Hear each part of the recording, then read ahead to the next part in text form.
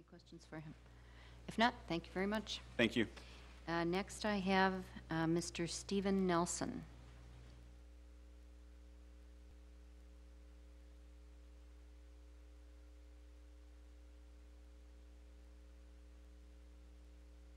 Welcome, Mr. Nelson.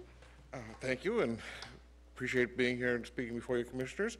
I am on the board of ACORN, COACT, and MAPA.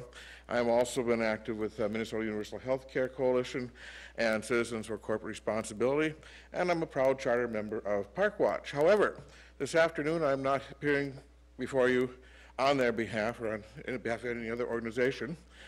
Instead, since it's Halloween, I decided to dig in my closet and find the scariest costume I could think of to appear before a public official, that of concerned citizen.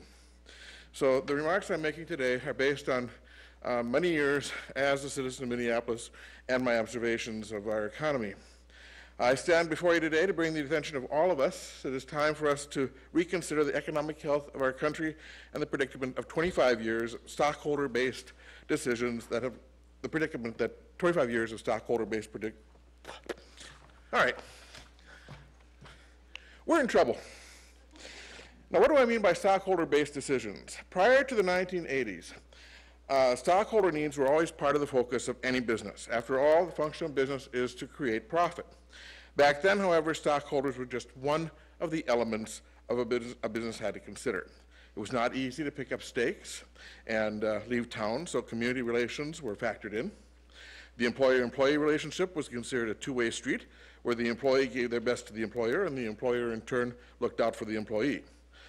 Often the ownership of a business was locally based, so it was in their best interest to have good schools and good cultural activities and a clean environment.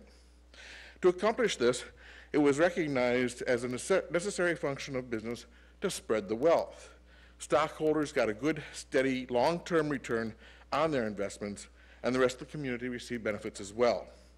During the 60s and 70s, some business practices were called into question, and we saw a rise in the end of discrimination because of race, age, and gender. Fairness for all employees was foisted on boardrooms by legislatures because boardrooms didn't want to comply unless forced to. OSHA came into being when it was recognized that certain businesses were placing profits above employee safety. Redlining by financial institutions was curtailed by the passage of the Community Reinvestment Act. In the 1970s, the Clean Air and Clean Water Act were created to protect our communities from the excesses of industries who were sometimes more impulsive than they should have been and did not take into account their responsibility for cleaning up their own messes. To assist them in understanding this, the EPA and the Superfund were established. The promise of the American dream for all seemed near fruition. Then came the election of Ronald Reagan and the rise of what we now call the neocon movement. The main feature of this movement has been to reverse the progress we had made, and instead of calling on government to be the conscience we do not require of corporations and protecting the community from corporate excesses, government became the shield to protect corporations from the community. Where we used to gauge our success on how many good-paying jobs we had created and how few people needed to rely on assistance to survive, the new gauge of success was how high the next quarter's profits and how good we were doing on Wall Street. Regulatory agencies like the EPA were perverted from their original role as oversight watchdog agencies to become mouthpieces for the very industries they were supposed to regulate. The nation adopted the catchphrase from the movie Wall Street, "Greed is good."